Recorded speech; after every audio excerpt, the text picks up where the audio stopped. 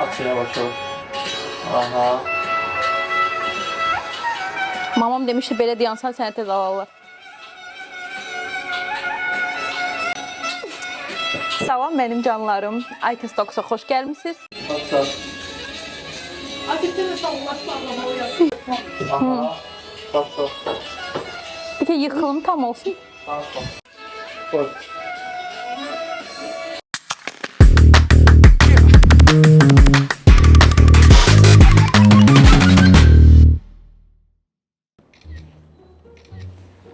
Yoldaşıma göndərəcəm, deyəcəm qədrimi bilmədin, gedirəm. Amma pul göndərsəm bəlkə qayıtdım. Allah, çox həyecanlandım, biraz su içim. Sizin də toyunuzsa mütləq badamının için. Bütün stres keçəcək. Belə qalmışam, fikir verin.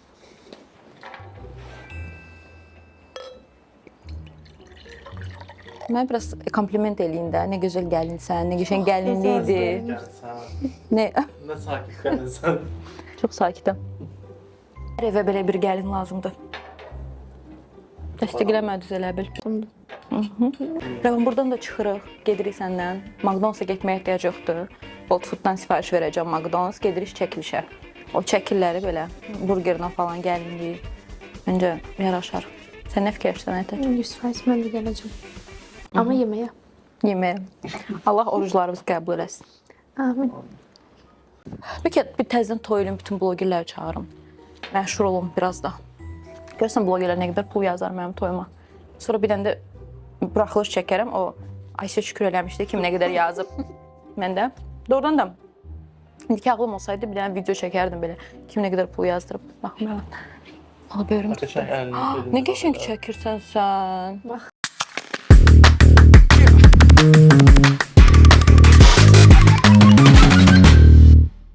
Hər qız həyatında ən azı bir dəfə özünü gəlinlikdə təsəvvür edir. Və bugün biz bu sevgi hekayələrin başlandığı bir məkandayıq. 15 ildən çox bu hekayələrin bir parçası olan, önəmli parçası olan bir xanım var. Bugün Icon Stocks'da Bəyaz Liliumun təsisçisi Aynur xanım Əliyevadır. Aynur xanım, xoş gördük sizi. Siz də xoş gəlmisiniz. Həmişə siz gələsiniz, belə deyək. Çox sağ olun. Və təbii ki, əli boş gələ bilməzdi Aynur xanımın yanına. Üzünüz kimi, qəlbiniz kimi gözəl gülləri hədiyyə eləyirəm. Təşəkkür eləyirəm. Nə gözəl. Sevirəm gülləri. Təşəkkür edirəm. Çox gözəldir. Bir də ki, Novruz bayramı ilə bağlı da Xonça butikdən şəkər bura, paxlava. Altınız şirin olsun, Çox sağ payınız olun. çox olsun. Aynur xanım oruc ilə amma səhv etmirəmsə. Hə, bugün oruc Allah deyirəm. qəbul Bugün eləsin sadəcə. amma. Hə.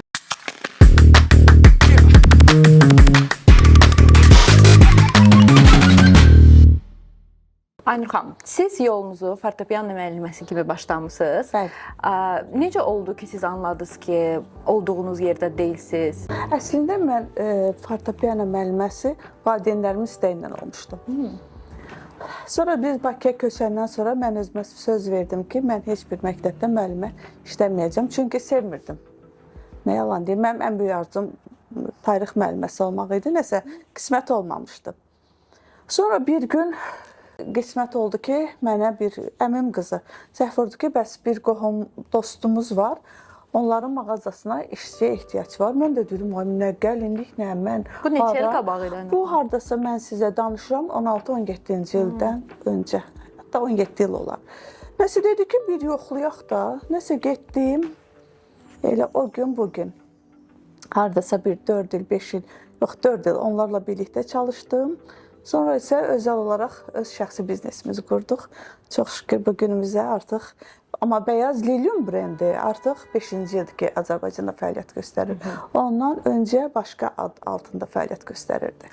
Bəs incimədi sizdən qohumlarınız? Bizdə Yox, o qohum yeri deyildi. Mən bu həyatda tək-tük adamlar var ki, onlara təşəkkür edirəm hər zaman, minnətdarlıq edirəm. Onlardan da biri odur. Yəni mən xəyanət bilirsiniz nədir Ayten xanım? Xəyanət odur ki, mən onları qoyub başqa bir butikə işə gedərdim. Mən elə bir şey eləmədim. 5 il onlarla birlikdə çalışdım. Yəni çox nümunəvi bir işçi oldum. İnşallah ki, mən arzulayaram ki, mənim işçilərim mənim xarakterdə, mənim kimi can yandırsınlar öz işlədikləri yerə. Sonra o yollarımızı ayırdıq. Yəni mənim üçün xəyanət odur ki, incimək də odur ki, məni qoysun, Bəli. başqasının yanına getsin. Mən onları qoyub başqasının yanına getməmişəm. Mən onlardan ayrılıb özüm üçün biznes qurmuşam. Bu olub məsələmiz. İndi var həmin butik indi də? Bilmirəm. Bilmirsiniz. Yaxşı. Zamanın amma çox məşhur bir butik olubdu. Müsahibəyə hazırlaşarkən çox maraqlı bir məqamla rastlaşdım. Sizin heç kimdən, heç bir mən belə adlandıram xaosun, qalmaqalınız, heç bir yəni blogerlə, tanınmış sima ilə görmədim. Halbuki toy biznesi çox emosional bir sahədir. Və necə bunu bacardınız? Aytən xanım, mən illərlədir bu sektordayam və heç kim də deyə bilməz ki, Aynur xanım oturub mənim arxamca danışıbdı, Aynur xanım mənə bir pislik edibdi. Bu da nədən irəli gəlir? Mənim özümə olan hörmətimdən. Əgər bir insanın özünə hörməti varsa, o heç bir zaman başqasına pislik etməyəcək. Mən bugünkü günə qədər nə bir masanın arxasında oturub, kiminsə arxasınca danışmamışam ki, sabahlarımda kiminsə arası dəyəndə kimsə otursun mənə gülsün. Belə deyək, loru dildən deyim. İndi Allah çox şükür elə bir zamanəyə gəlmişik ki, bütün günü siz məndən yaxşı bilirsiniz. Qalmaqalları da bilirik, kim nələr danışır, kim nələr eləyir, sonra eyni masanın arxasında yenə də oturulur, yenə də. Amma nə heç kimin arxasınca danışmıram, nə çox adamla eyni masada oturmuram, amma hamıyla da gözəl münasibətim var. Yəni mən çalışıram ki, insanlarla xoş münasibətimi saxlayım, çünki özümə yaraşdırmıram. Özümə yaraşdırmıram ki, kimlənsə belə adım hallansın pis mənada, yaxşı mənada əlbəttə hamısı dostlarımızdır. Heç mi sizi heç kim əsəbləşdirməyib? İnsan özü də həmişə bölüşmək istəyir. Axı bu qeybət eləməyə gəlir. Adam çox əsəbləşir. Kiminsə bölüşmək istəyir və sonra bölüşürsən, amma təbii ki, düz deyil. Ən düzgünü bölüşməməkdir. Bölüşməməkdir. Onu biz məncə öyrənməliyik. Mən dolça böləcəm. Dolça böləcəm. Və üstəlik də ki, ayın sir saxlayan olur. Bəli. Çox sir saxlayansın. Danışmağa qalsa o qədər şeylər danışarıq ki. Amma lazım deyil. Peki danışaq yox? Yox canım. Məndən alınmayacaq. Bugün israr elə bilmirəm, fikir verirsiniz. O uşaqlar olur, maması yanında özünü yaxşı aparır. Bugün tamam başqa simadayım.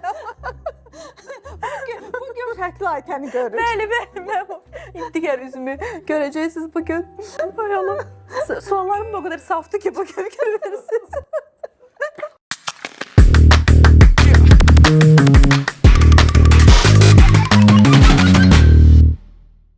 Və Aynur xanım, belə də bir stereotip var. İnsanlar deyir ki, toy sahibi, toy butikinin, gəlinlik butikinin daha doğrusu sahibi ancaq gəzir, yəni heç bir iş görmür, gəlinlərlə də yəni belə baxanda işçilər maraqlanır və yəni o sadəcə belə deyək də vaxt keçirirdi. Siz yəni Bu bundan mənim razısınız? Aytən xanım ən yaralı yerimdir.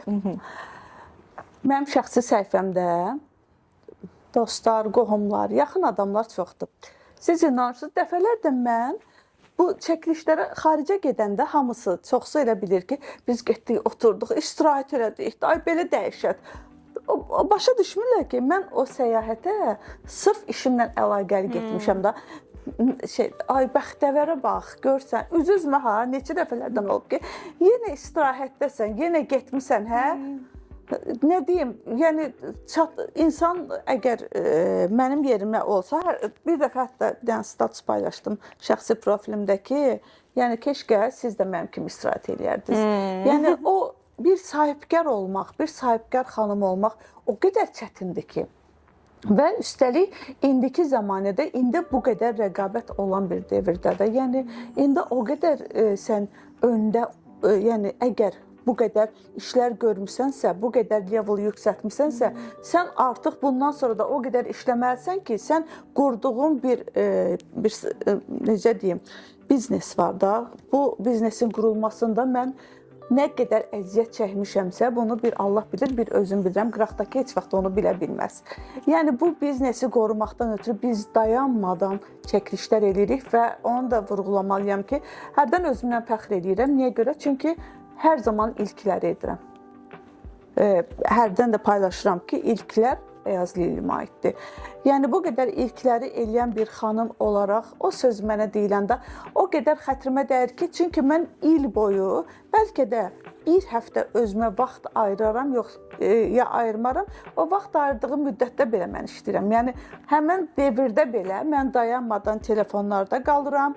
O necə oldu, bu necə oldu, Instagramda nə oldu, nətər oldu. Yəni istirahət adında bir şey yoxdur. Sadəcə qıraqdakılar sənin gülən üzvü görürlər, hansısa bir xarici ölkədə görürlər və düşünürlər ki, hə, bu bütün günü xaricdədir, bütün günü Avropadadır. Amma deyən yoxdur ki, bu qız nə Halbuki qədər... çox çətindir. Çəkilişlər necə yorur adam. Hələ gəlinliklər, ağır-ağır. Gəlinlik çəkilişi qədər çətin ikinci bir çəkiliş olmur. O qədər gəlinliklər, yəni onların çəkilişləri düzəldilməsi və hətta mən belə deyim də, Türkiyədə olanda, Dubayda olanda çəkiliş yenə mənə biraz rahat olur. Çünki o ölkələrə mən öz köməkçilərimlə, öz işçilərimizlə gedə bilirəm. Avropaya gedəndə mən tək özüm getmirəm. Mənim yanımda böyük bir komanda olur və o komandanın bütün xərcini mən tək başına çəkirəm. Ona görə mən artıq Avropaya köməkçi özümdən apara bilmirəm. İnanın ki, bütün hamısını geyindirmək, soyundurmaq, ətəyin düzəltmək, onu eləmək, bunu eləmək, qıraqdan hər bir şey rahat görsənə bilər. Bir dənə belə gəlinlikdir də qoydun, 3 dənə kadrdan. Mənim də bir xarakterim var ki, ümumiyyətlə işi qurandan beləyəm. Xoşduram ki, Bəyaz Lilyumu ən yüksək səviyyədə təqdim edeyim. Hər kolleksiyamı növbəti fərqli ölkələrdə təqdim edirəm. Avropanı zadı qoyaq kənara, Türkiyədə, Dubayda qoyum kənara. Məsəl üçün, keçən il mən Bəyazın yeni kolleksiyasının təqdimatını sırf İordaniyada etmişdim, Petrada etmişdim. Bəli. Və orada çox böyük bir komanda ilə yenə də getmişdim. Bir tək xanım üçün bunlar böyük bir nailiyyətdir. Çünki mən işimi tək başına eləyirəm. Belə deyim. Aynur xanımın çox gözəl bir aurası var. Uşaqlar mənə tanıyır. Adam Aynur xanımın yanında özünü xanım hiss eləyir. Belə səhərdən oturmuşam belə istəyirəm. Doğrudan da. Siz də həmişə demişsiniz ki, istəmərsiniz ki, kimsə sizə Aynuru desin, düzdür? Mən sevmirəm. Hə, yəni sizə məncə Heç mənim qızlarım belə mənə müştəri yanında belə mama demirlər. Nə də ki, biz kiməsə adla müraciət etmirik. Bəli. Baxın, Aytən xanım, gəldik mövzunun öncəkində olan bir sualınıza. Necə olur ki, qoruyursunuz ki, heç kimlə konflikt eləmirsiniz, heç kimlə söz-söhbət yaratmırsınız buna görə? Bəli. Nə mən sizə Aytən deyib, sizdən nə gəldi danışıb, sonra özümü hörmətsiz etmirəm. Nə də ki, sizin belə yaxınlaşıb, lazımsız söhbətlər sizdən eləyib, sonra siz də o masadan qalxıb deyəsiniz ki, ay, bu Aynura bax. Hə, doğrudan da qeybət adamın bütün enerjisini çəkir. Zaten hər kəsin öz bağışla. Təkcə bunda razılaşmaram. Bu xanımın çörəyinə dəyirəm mən hal-hazırda. Biraz su içmə. İstəmirsiniz soyadım. Yox.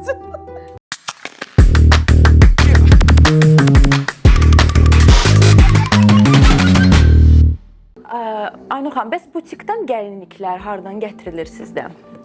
Bizdə gəlinliklərin, baxın, Bəyaz Lilyum qurulan gündən mən özüm gəlinlikləri tasarım edən bir adamam. Mən niyə görə deyirəm ki, hər zaman Bəyaz Lilyum ilklərə imza atır. Mənim gəlinlik modellərim var ki, o modellər heç bir yerdə ola bilməz. Xaricin özündə belə ola bilməz, çünki sırf özüm tasarım etmişəm. Nümayişlər də nə zaman olur? Gəlinlərin üzərində. Daha doğrusu əvvəllər Aytən xanım eləyirdim.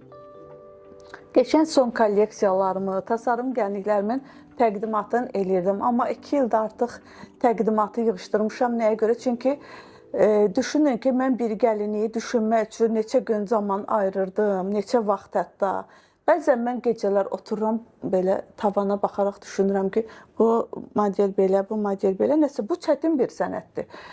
Sonra gördüm ki, mən o təqdimatı eləyirəm, mən o çəkilişi eləyirəm və mən tam səmimi deyirəm, amma mümkün deyil ki, o gəlinlik modeli məndən öncə hardasa olmuş olsun. Üstündən 15-20 gün keçir, o paltarın padelkasını hazırlayırlar. Yəni, nə parça o parça deyir. Çünki özünüz bilirsiniz ki, indiki zamanədə hər bir malın Ucuzu da var, bahalısı da var. Bəli. Yəni bu bütün sektorlara aiddir, hər bir şeyə aiddir.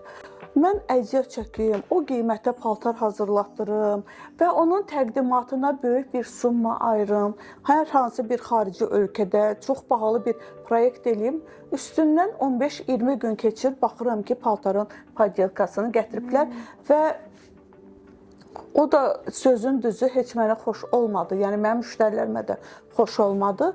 Ondan sonra qərara gəldim ki, artıq sırf Bəyaz Lilyumun özəl tasarım gəlinlikləri var ki, heç kimə, yəni heç bir çəkilişə də verilmir, heç bir təqdimata da verilmir. Onları yalnız müştərilərim, istəyən müştəri hansı ki istəyir ki, onun gəlinliyi özəl tasarım olsun, gəlir butika, seçir, gəlinliyini geyinir və o xanımın toy gününə qədər mən o gəlinliyi heç kimin belə üzərinə provaya belə vermirik. Bir də ki, həmişə bir insan çox bacarıqlı olur, hər şey ilk eləyir. Siz elədiyiniz kimi. Bir də ki, elə adamlar var ki, ancaq hər şey copy-paste edir, təkrarlayır. Siz hiss eləmişsiniz ki, sırf bir var ümumi, bir də var ki, indi ad çəkməyəcəyik, amma hansısa bir gəlinlik butiki siz nə edirsinizsə, onlar da onu eləsin. Aytən, bu haqda heç danışmaq istəmirəm. Elin gözü tərəzidir. Yaxşı. Mən bir dənə onu deyə bilərəm ki, mən Azadlıq prospektində mağaza açanda heç kim orada yox idi. Bundan artıq heç bir şey demək istəmirəm. Mənim arxamca nə işlər çevrilir, çox gözəl bilirəm. Məndən nə quyular qazılır, nə pisliklər olunur, hamısını o qədər gözəl bilirəm ki, amma yenə də deyirəm da, mən o xarakterdə insan deyiləm ki, götürüm Instagramı açım əlimdə, nə gəldi deyim. Yəni, içimə atıram, bir gün düzdür, partlayacaq nəsə. Allah amma xeyirlisinə Mənə çağırasın da, yox. Gəlib dəstək olaram. Mənə görən danışmaq istəyirsə. Bir sual mənə çox maraqlıdır. Bu 15 il ərzində ən yadda qalan gəlin, ya ən yadda qalan bir hadisə, belə bir şey olubmu? Çünki çox məncə maraqlı, məncə yox, elədir. Maraqlı bir sferadır və olub ki, məsəl üçün gəlin toy günü toya getməsin. Maraqlı olub, mən belə kinolarda görmüşəm. Bax, tam səmimi deyəcəm. Mənim biraz gəlin kütləm başqa kütlədir. İndi Dəqiqərə gedənlərdir. hə, belə deyim. Dəqiqərə gedən qızlardır. Hə, doğrudan da onlar sırf bura ərə getmək, oğlanı sevib belə deyim, ərə getmək məqsədi ilə gələn qızlardır. Ya mən elə bir hadisəm olmayıbdı, deyim ki, hə, bu gəlin Allah uzaq eləsin, heç kimin də Allah başına gətirməsin. Hə, ki belə bir şey oldu. Amma yadda qalan gəlinlərim o daha qədər çox kaprizli olsun. O kaprizli gəlinlərim var. Siz nə məsləhət verirsiniz? Ta ki, kimisə toydur. Neçə dənə gəlinlik geymək? Mən sizə bir söz deyim. Qoyun kaprizdən başlayım. Mən bunu bütün gəlinlərimə deyirəm. İlk növbədə həmişə məsləhət bilirəm ki, güzgüyə baxanda, o pərdə açılanda gülümsəyin. Çünki bu sizin toyunuzdur. Mən heç kimi zəhv vurub, zorla bu butika dəvət etməmişəm ki, sən gəl burada gəlinlik geyin balam. Mənim bir sözüm var bütün gəlinlərə ki, bizim butikdən seçdin, seçmədin, önəmi yoxdur mənim üçün. Sadəcə güzgüyə gülümsəyərək baxın, bu sizin özəl gününüzdür. Nə qaynana sizi zorla almayıbdır, nə mama, papa sizi zorla ərə verməyib. Özünüz ərə getmək istəyirsiniz, gəlinlik seçmək istəyirsiniz, yenə də deyirəm ki, gülümsəmək lazımdır. Mənim ən sevmədiyim tipaj o gəlinlərdir. Mən ümumiyyətlə onlardan məşğul olmuram. Siz şəxsən məşğul olursunuz da gəlinlərlə? Bütün gəlinlərimlə, əgər hansısa gəlin mənim rastıma çıxıbsa, mən işləyəmsə, ya bu filialda olsun, bizdə bilirsizdə Azadlıqda 2 filialımız var. Biri 1-ci mərtəbədədir, biri 2-ci mərtəbədədir. Yəni, dəxli yoxdur. Hansı butikdə olur, olsun. Əgər bir gəlin mənim qarşıma çıxıbsa, sevə-sevə məşğul oluram və zövq alıram. O qədər zövq alıram ki, amma bir dənə hansı gəlinlə məşğul olmuram, gəlin mənim auramı çəkəndə. Çünki mən o tip insanlardan, mən auramı o gəlinə versəm, digər gəlinimə mən artıq enerjim qalmır ki, gözəl enerji keçirdim o gəlinimə. Mən ümumiyyətlə enerjiyə çox diqqət edən insanam. Mən də inanıram. Hə, mən çünki koçlara filanlara da gedirəm deyə, hə, mən enerjiyə çox önəm verirəm. Sevmədiyim bir dənə o gəlinlərdir. Kaprizə qalanda, ay qurban olum onların kaprizlərinə. Toy vaxtı onlar kapriz eləməsin, kim etsin bizə, bildiniz necə? Yəni, mən heç birindən nə incimirəm, nə küsmürəm. Çünki hər kəsin bir xarakteri var. Durub neyniyək? İndi güldür da, bir gül belə durur. o Çox anlayışlısınız. takılıb da o gülə. Mən işçilərimə də tapşırmışam, amma deyirəm ki, baxın qızlar, bu qədər işçini heç bir butik saxlamır da, bildiniz necə? Hamı bir dənə, iki dənə, bizdə maşallah. İndi sayın demirəm, maşallah olsun. Baxın, deyirəm ki, nə istəyirsə, sona qədər o qızın nazını çəkməlisiniz. Yəni, ay bu qolunu, gəlin olub ki, siz inansız 4 dəfə qol dəyişdiribdir, gəh belə elətdirir, gəh belə elətdirir. Bu mənə yaraşmadı, lodoçk elin, bu mənə yaraşmadı, mayk elin. Hər cürətini eləyir, sona qədər gülümsəməliyik, sona qədər o gəlinimin nazını çəkməliyəm. Çünki, yenə deyirəm, o bizə güvənərək gəlibdir bu butikə. Bir dənə sevmədiyim gəlin kütləsi qaş-qabağını tökürlər. Yəni, elə bir formada güzgünlüğü açırıq ki, elə bir ki, mən yenə də deyirəm, zorla bu gəlini bu butikə gətirmişəm. Elə insanlar hər şeydə elədir, narazı tip insanlar. Elə gedirsən, bacıday nə istəyirsən. Bəs nə məsləhət görürsünüz? İndi gəlinliyi gəlib seçəndə kimsə deyir, nə qədər çox qeydin, o qədər yaxşı. Kimsə deyir, 3 dənə, necə olur? Ümumiyyətlə, Aytan xanım, bir profesional olaraq mən heç bir qıza çox gəlinlik geyməyə məsləhət görmürəm. Çünki insan nə qədər çox gəlinlik geyinirsə, bir o qədər də fikri qarışır. Yəni, bu tək bizim butikə aid deyil. Getdiniz, geyindiniz, baxdınız, hər hansı bir yerdə gəlinlik bəyəndinizsə, oradan o gəlinliyi də seçin. Vacib deyil, bütün Bakıda nə qədər butik varsa oranı gəzəsiniz. Hər butikdə bir 5 dənə gəlinlik geyinəsiniz və sonda da ən uğursuz seçim edəsiniz. Ən gözəli, birincisi peşəkarlarla işləməkdir. Çünki peşəkar insan o gəlinə nə lazımdırsa onu verir. Yəni, mən adi özümdən götürürəm. Bizim butikə müştəri gələndə mən artıq o qıza bir dənə baxanda mən bilirəm ki, bu qıza nə vermək lazımdır, hansı model gəlinliyi daha gözəl daşıyacaq. Amma ilk sualımız yenə də gəlini olur ki, sizin ağlınızda olan bir model varmı ki, biz sizə öncə oradan başlayaq kömək eləməyə. Bəzən balaca boy bir qız olur, biraz kilo da olur. Xanım deyir ki, mənə puşlu gəlinlik ver. Mən o gəlinliyi... Mən yaralı yerim. Aynur xanım, onu deyəcəkdim ki, öz gəlinliyimi heç bəyənmədim. Çünki bir dənə yerə girdim, bir dənə gəlinliyi geyindim və salam. Canım, o sənin, yəni, mən yenə də deyirəm. İndi bura gəldin, gəlmədin. Həyat da bilmək olmaz. Yaxşı ki, yoldaşı verilişə baxmır. Bilirsiniz, Aytan xanım necədir? Yəni, bir yerə girdim, bir model geyindim söhbəti deyil. Yenə dedim, peşəkarlıq deyilən bir şey var. Balaca boy, biraz kilolu xanımlara mən həyatı boyu puşnu gəlinlik məsləhət bilmirəm. Düz deyir, bəzən gəlin nastayva gəlirik, ayağın deyir ki, yox, mənim arzum deyə mən belə geyinməliyim. Onda bir seçin elə bilmirik. Çünki bu toy elə bir şeydir ki, həyatda ilk dəfə olur da, mən o qıza çox müdaxilə eləyə bilmirəm. Amma məsləhətə qulaq asan qızlarım, Instagramda görürsünüz də, maşallah, mənim gəlinlərim. 100%, ən gözəlləridir. Mənim gəlinlərim, maşallah, maşallah. Bir də sevirəm gəlinlərimi. onlar da sizi. Sizin gəlinləriniz çox şanslıdır. Hə, o özləri də bilirlər. Heç bir verişdə bu qədər xoş söz deməmişdim. Rəvan mənə qəribə baxır, sən misin bu? Rəvan, mən Aytənə bilsən nə dedim mənə yazanda? Dedim ki, Aytən xanım, bax, sizin verilişinizə mən baxıram və bəyənirəm. Amma mən o verilişə, mən həyatımda deyirəm, intervyu vermirəm. Verəsi olsam da orada nə dedikodu olacaq, nə intrig olacaq. Bir iş xanımı kimi məsləhətlər verəcəm. Razısınızsa gəlin, yoxsa yox. Və biz buradayıq.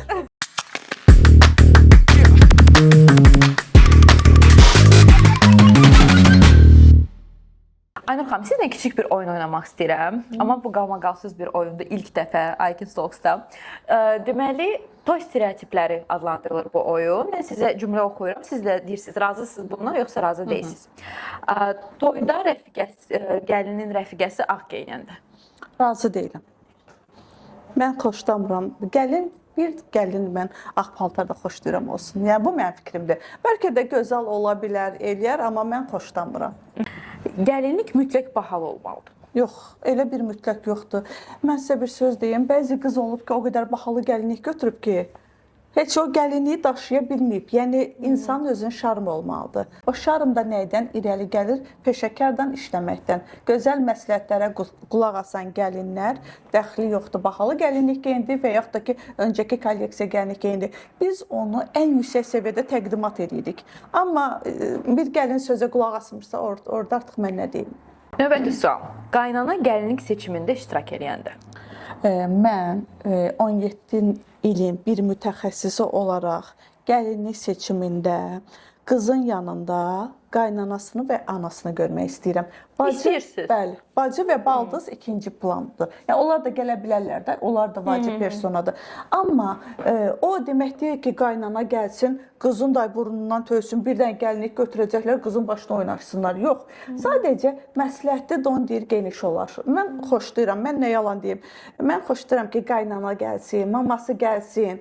Onlar üçün zaten ən yüksək servisi olunur. Otursunlar, danışsınlar, amma gəlini incitməsinlər. Amma bizdə mamalar, qaynanalar, mamalar əksəriyyəti də hamısı deyil. Sanki həmişə çox qarışırlar seçimlərə. Yox, da qarışmırlar. Yox canım. Da Çünki seçim adamlar, seçimli adamlar gəlir. Bir söz deyim Ayten xanım. İndiki qaynanalar hamısı cavan gəlinlərdir. Hə, mən qaynanamı da sevirəm. Hə, valla bacıdan, baldızdan seçilmirlər. O qaynana gəlinin nə işinə qoşulacaq? Amma hamı elə deyil axı, yenə də əksəriyyəti. Valla çox azdır. Azdır. Mən qaynanaları sevirəm. Bəlkə sizin yanınızda gəlib artistlik eləyirlər, yox? Yo. Qaynanalar nə istəyir? İstəyir ki, var elə qaynanalar. Mən bir də görsən ki, vuruşuram hətta eləsindən. Çünki mən əsasən gəlinin tərəfini saxlayıram, amma bəzən qaynananın da tərəfini saxlayıram. Çünki bəzən olur ki, pərdənin dalında gəlin işçiyə bir söz deyir, pərdə açılanda bir söz deyir. Ona görə 50-nin 50-yədir. Sadə toylar daha səmimi olur. Mən fikirləşmirəm. Sizcə belə abartılı qəşəngdir, hə? Belə Bəli. konsert Bəli, olsun. biz Azərbaycanlıyıq. Biz Azərbaycanlıyıq. İnanın ki, hansı qıza çox 100%-dən 10% qız var ki, o sadə toy istəyir və mən pis baxmıram, hər kəsin öz seçimi var. 90% qıza Allah imkan versin, yaxşı qaynata, qaynana nəsib eləsin, yaxşı atası, anası, yəni imkan nəsib eləsin, onu demək istəyirəm.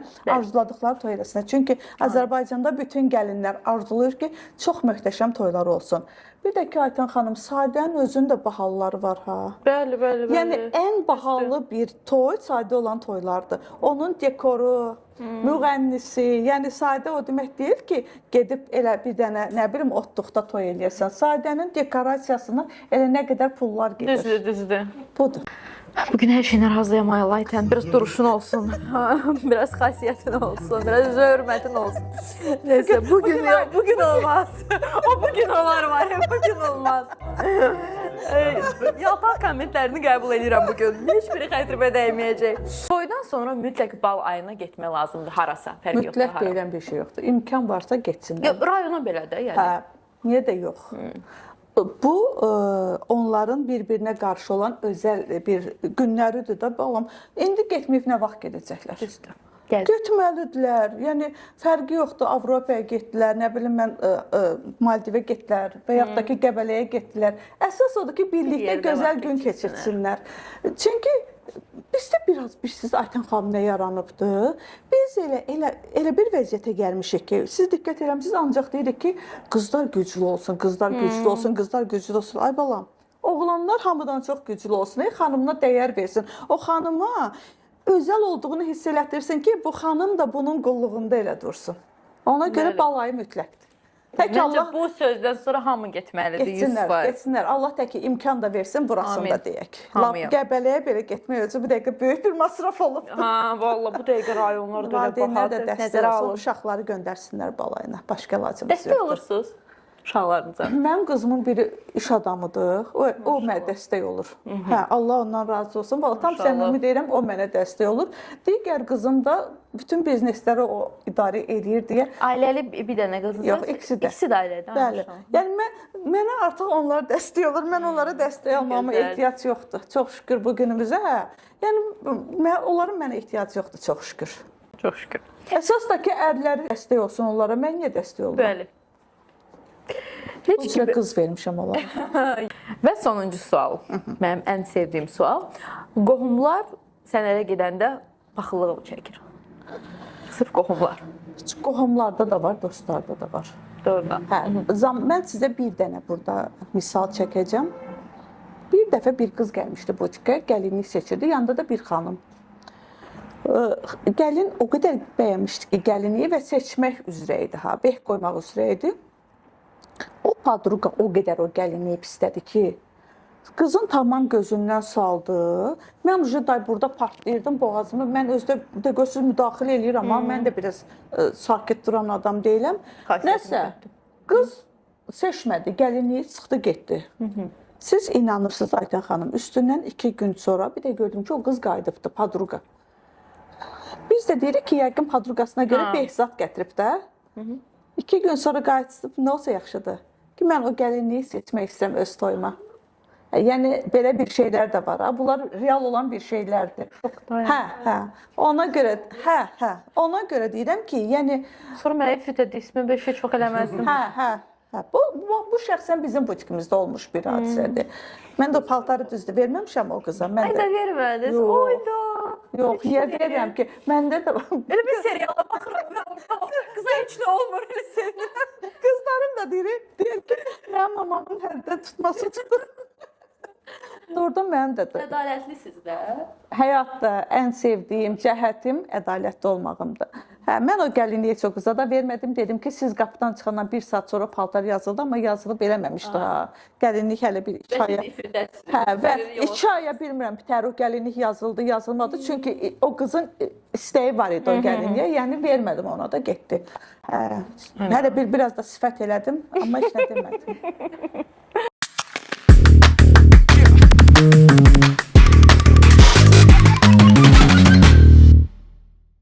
Bugün estetik prosedurlar, gözəllik standartları çox müzakirə olunur.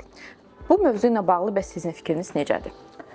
Ayten xanım, bu estetik elə bir şeydir ki, mən də gedirəm, qızlarım da gedir. Yəni mən həyat boyu oturub kimsə qınaya bilmərəm ki, kimsə estetik elədi, neynədi. Məndən olsa heç birimiz eləməyərdik, amma başlamışıq, yoldan qayıtmaq olmur.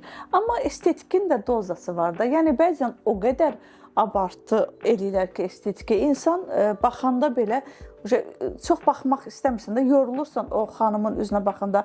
Amma normasında olan estetikləri mən sevirəm. Nə yalan deyim, amma normasında. Bəzən dodaq hədəqədən çıxır, yanaq, küpük, belə qaş belə, onda xoşum gəlmiş, nə yalan deyim. Demişdiniz ki, həyatınızda vaxtilə çox yaxın olduğunuz insanlar var idi, amma zamanla yollarınız ayrıldı. Ümumiyyətlə, insanları həyatınızdan buraxmaq sizin üçün çətindir, yoxsa yox? Bir çox dostlarım olub ki, bax, dost deyəndə yenə də deyirəm, mən dostlarımın hamısından məsafəli olan insanam. Amma ən sevdiyim şey nədir? Birlikdə oturaq, danışaq, gülək. Mən 1-2 dənə dostlarım var, onlardan soruşsaz, ancaq gülmək üçün gülürük. Sevirəm gülməyi. Dərdləşmirsiniz. Ay canım, Allah heç birimizə dərd verməsin. Amin. Mən niyə qaçıvımı kimsə üstünə töküm axı? Yəni mən niyə oturum zarıyım ki, 6 ay toy var, 6 ay toy yoxdur. Biz bu qədər problemlərin altına girmişik, bu qədər çətinliyimiz var. Görsüz danışmağa başlasam, bütün proqram problemlərdən danışacaq. Yəni sevmirəm, nə kimsə negativdən yüklənmirəm, nə də kimsə məni negativə yükləməsin. Son 1-2 ildir Koça gedib gələndən ağıllanmışam onda. Yoxsa otururdum saatlardan hamının dərdinə qulaq asırdım, ağlayırdım. Sonra da özüm yaman günə düşürdüm. Amma Koçlara gedəndən sonra başa düşdüm ki, hər kəs öz problemini özü həll eləməlidir. Yəni insanları negativə yükləmək lazım deyil. Mən atamı, anamı itirəndə 23 yaşım var idi. Atamı itirəndə 25 yaşım, qardaşımı itirəndə 27 yaşım. Elə bir ki, mənim həyatım darmadağın olmuşdu. Darmadağın olmuşdu və üstəlik uğursuz ailə həyatım olmuşdu. Yəni mən qızlarıma baxmaq üçün, onlar universitetdə oxusunlar, onlar ən yüksək səviyyədə təhsil alsınlar, mədəni olsunlar və ən önəmli mərhəmətli olsunlar deyə mən öz həyatımı qoydum ortaya və başladım ancaq işləməyə, gəlinlərimlə məşğul olmağa. Yəni mən avara-avara oturub bunun qeybətini qılmadım ki, bu günlərimdə otursun kimsə mənim nətər demək, xoş günümə bir paxıllıq etsin. Amma bu qaçılmazdı. Çıxartmışam, o qədər insanlar çıxartmışam ki, nə deyim. Ümumiyyətlə, mamamdan ötürü burnumun ucu göynüyür. Yəni, mamamın ölümündən görün neçə il keçibdi. Amma elə bir saniyə yoxdur ki, mən mamam rəhmətli yadımdan çıxardım. Çünki heç doymadım ki, görmədim ki. Bakıda oxuyurdum. Mən qayıdandan sonra elə mamam rəhmətə getdi. Nə bilim, mən yəni ana görmədim. Qurban olum Allaha. Çalışmaq lazımdır ki, dostlar da düzgün seçilsin. Ümumiyyətlə bizim sferada dostluq deyilən bir şey yoxdur. Çox azdır. Sadəcə istifadə. Hamı bir-birindən istifadə edir öz işi üçün. Yəni mən bunu açıq-açığına da deyirəm. Kimsə deyəndə ki, ay mən filan kəslə dostam, istəyirəm deyəm ki, filan kəsin dalınca filan masada nələr danışmısansa biz bilirik. Yəni ona görə əsas lazımdır ki, səmimi olsun hər kəs. Şəfəqlə mən ən çox o qədər gülürəm, danışıram ki, inanın ki, biz ümumiyyətlə mənim bütün səyahətlərimdə demək olar ki, Şəfəq mənim yanımda olur. Miş deyirəm özdə mənimlə.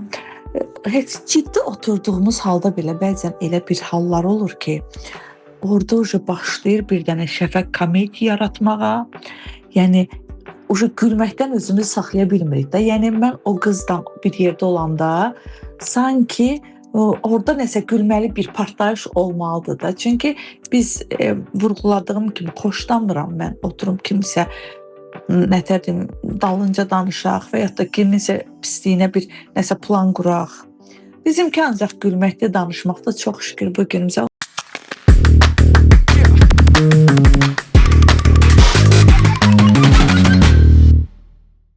Aynur xanım, siz elə çıxır ki, tək böyütmüsünüz də qızlarınızı. 13 yaşı olanda mənim qızımın bizim ailə yollarımız ayrıldı. Çox gözəl münasibətimiz var yenə də. Yəni mən qaynanamdır. Heç kim buna inanmır, amma mən qaynanama öz anam kimi indi də baxıram, baldızlarımla həmçinin. Maşallah. Hamı şokdadır ki, yəni niyə deyirəm ki, yox, niyə o mənim qızlarımın nənəsidir. Buradan da salamlayıram. Qaynanamı çox istəyirəm. Və bir dənə də bir şey deyim ki, indi çox ailələr dağılır. Yəni heç kim heç nədən sığortalanmayıb, sabahlarım bizim də başımıza gələ bilər. Ən önəmlisi odur ki, ayrılanda da hörmətlə ayrılmaq lazımdır. Yəni siz inanırsınız, mən başıma gəlməyən bir şey qalmayıb da ailə ilə bağlı. Mən bugünkü günə qədər 2 qızım var. Bir dəfə atalarının haqqında pis bir şey onların yanında danışmamışam, deməmişəm. Baxın, Allah o qədər böyük Allahdır ki, bəlkə də o şeylərin çörəyini mən bugünkü günü yeyirəm. Bildiniz necə? Yəni mən həyatı boyu oturum bunların atalarını pisliyim, atalar haqqında pis bir şeylər danışıb. Bu mümkünsüzdür. O qədər gözəl münasibət yaratmışam ki, onlar arasında. Yəni hamı da ev olmalıdır. Ayrılmaq, boşanmaq o demək deyil ki, day dünyanın sonu gəldi. Təbii ki. Qadın da, kişi də bir-birinə hörmətlə ayrılsalar, məncə bu daha gözəl olar. Çünki heç kim heç nədən sığortalanmayıb. Bəzi insanlar var ki, kimsə pis gün olur. O qədər sevinirlər ki. Dəhşət. İnsanlar görmüşəm, gördün filan kəs lazım deyil. Bu gün bunun başına gələn sabah sənin öz başına gəlməsə də balanın başına gələcək. Ona görə də yəni qızlarımın əlindən tutdum, o həyatdan çıxdım, həyatdan. Sıfırdan həyata başladım, tam sıfırdan. Əgər mamam, papam olsaydı mənim həyatda tam sıfırdan başlamayacaqdım. Çünki onlar mənə çox gözəl valideyn olublar. Allah yerlərini cənnətli eləsin. Hə, çox. Mən çox ərkəsöyün böyümüş bir qız olmuşam. Amma elə bir məqam yarandı ki, həyatım darmadağın oldu. Və bu darmadağın həyatda yanımda da 2 uşaq. Hə, amma çox şükür. İkisini də oxutdum, ikisi də ali təhsil aldı, ikisini də ailə qurmasında yanlarında oldum. Yenə çox şükür ki, necə deyim, əziyyətim yerdə qalmadı.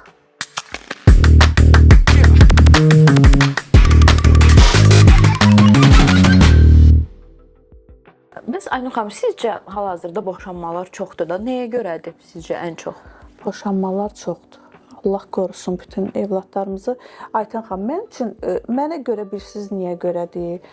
Biz qızlarımızı o qədər güclü artıq böyütürük ki, yəni mən özümdən götürürəm da, inanın ki, mən güclü olmaqdan yorulmuşam. Mən əməlli başlı yorulmuşam. İnsan nə qədər güclü olar, insan nə qədər mən özüm həll eləyəcəm, mən deyər. Bu xanım incə məxluqdur, xanım zərifdir. Bu xanım niyə işdən çıxıb yorğun, zəif bir məxluq təzədən ərzək vurur ki, marketə də get, çörək al, nə bilim, uşağın pampersini al. Niyə axı? Bəli, qızlarımız güclü olmalıdır, qızlarımıza ilk növbədə ədəbli, ərkanlı olmağı öyrətməliyik, amma qızlarımıza onu ancaq çiyinlərinə qoymalı deyilik ki, sən güclü olmalısan və sən bütün yükü öz çiyinə yığmalısan. Biz oğlanlara deməliyik ki, güclü olmalısan. Bu güc sözü dədə-babadan oğlan üçün yaranmışdı. Harda görmüşdünüz? Güclü qadın deyilirdi. Yox, kişiyə deyilirdi da bu söz. Amma indi bu 10 il ərzində elə bir çevrilişə yaranıbdır ki, biz sanki kişilər qadının yerinə keçibdir, qadınlar kişinin yerinə keçibdir. Yəni bu olmaz. Biz elə yaratmalıyıq ki, cəmiyyətimizi. Kişi ailədə öz yerini bilməlidir. Kişi bilməlidir ki, bunun xanımı işdən yorğun gəlirsə, bu evdə oturub telefonda, Instagramda ona buna baxmalı deyil. Gedib xanımını qarşılamalıdır. Xanımı ilə birlikdə lap tək getmir. Misal üçün bəzi ailələr var ki, birlikdə çıxmalıdır da, market götürürəm. Bu insan gedib xanımı ilə birlikdə bu market bazarlığını eləməlidir. O niyə axı xanım işdən yorulub gəlib, problemlər bir tərəfdən, uşağın dərdi bir tərəfdən. Bu yaxınlarda 8 mart idi. Qabağıma bir dənə şəkil çıxıb, bütün yüklər ananın çiynindədir. Özüm eləyəm, özüm yaşadığım bir şeydir. Yəni mən kimisə misal çəkmirəm. 2 dənə də uşağın əlindən tutur, ana sürünür. Kişi də Allah bilir hardadır. Niyə? Xanım getsin işə. Mən işsiz ümumiyyətlə xanım təsəvvür eləmirəm. Hamısı işləsinlər. Saçların ukladkası üçün, geyimləri üçün, yəni bəzək düzə üçün. Bizim dövrümüzdə belə idi ha. Yəni bir xanım işə getmək üçün lazım deyildi, çiyninə yük almağa gedir. O evdən çölə çıxmaq üçün gedirdi işə. İndi tərsinə olubdu. Qızlarımız o qədər əziyyətə yüklənmişik ki, ona görə də ailələr dağılır.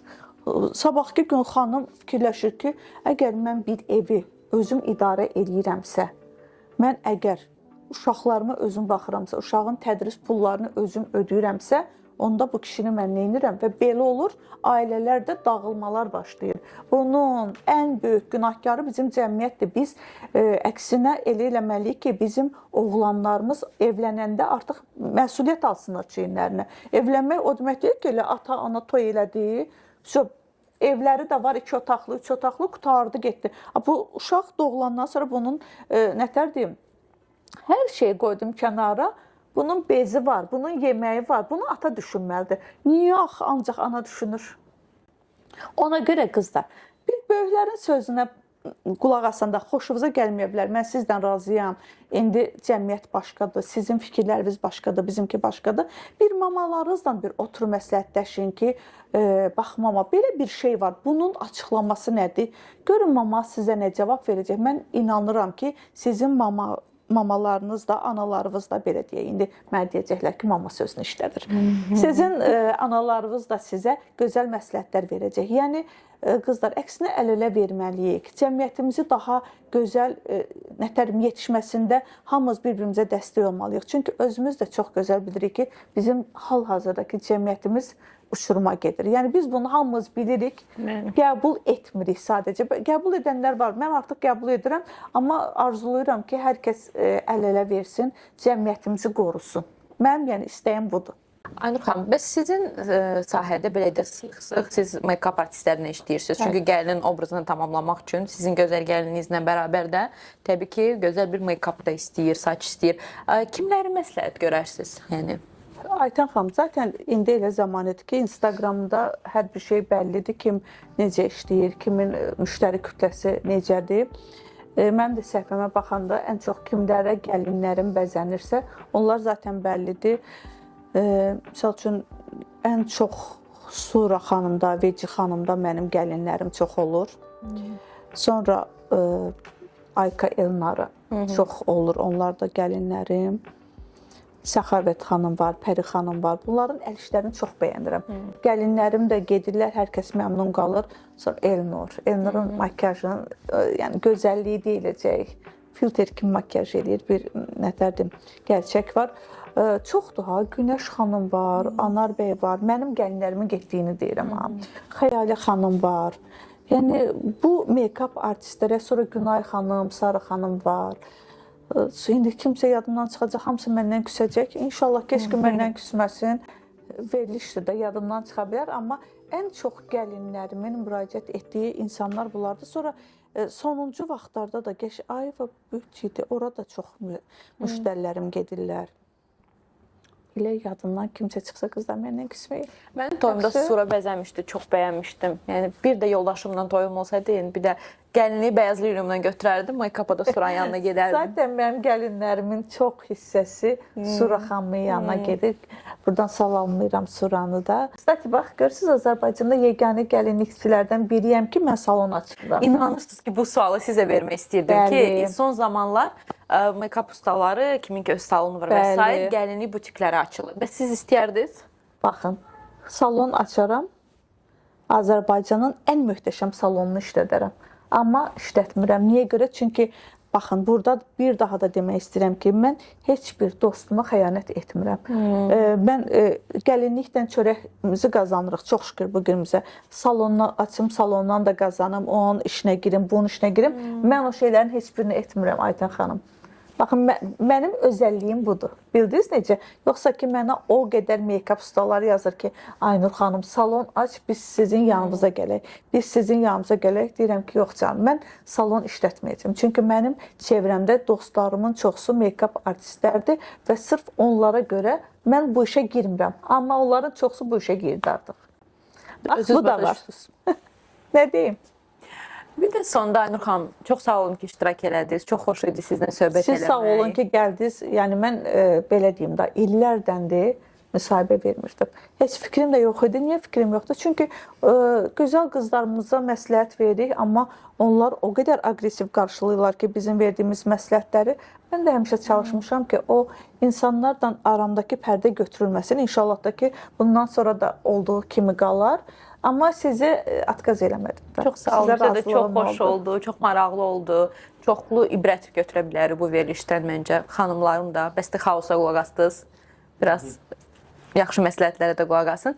Və Aynur xanım, yəni bu həyatda hər kəsin bir missiyası var. Sizcə sizin missiyanız bu həyatda nədir? Mənə elə gəlir ki, mənim bu həyatdakı missiyam ilk növbədə xanımlara gözəlliklərinə gözəllik qatmaqdır. Yəni o vacib deyil ki, mən make-up artist deyiləm, saç ustası deyiləm. Mən onların özəl gününə gözəllik qatıram. Baxın, 17 ildə görün mən nə qədər ailələrə sevinç bəxş etmişəm. Mən tam səmimi deyirəm, bəlkə də bu respublikada, bu 17 ildə yola saldığım gəlinlərin 1% məndən narazı gedə bilər. O da indi olur da. Yəni bu həyatda ideal insan yoxdur, mən də ideal insan deyiləm. Amma bu faizlərin 99% məndən razı gedib.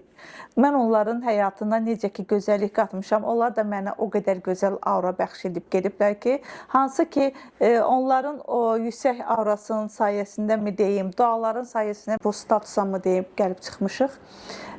Təşəkkür eləyirəm. Yanımda olan, illərlə yanımda olan dostlarım olub. Onlara təşəkkür eləyirəm.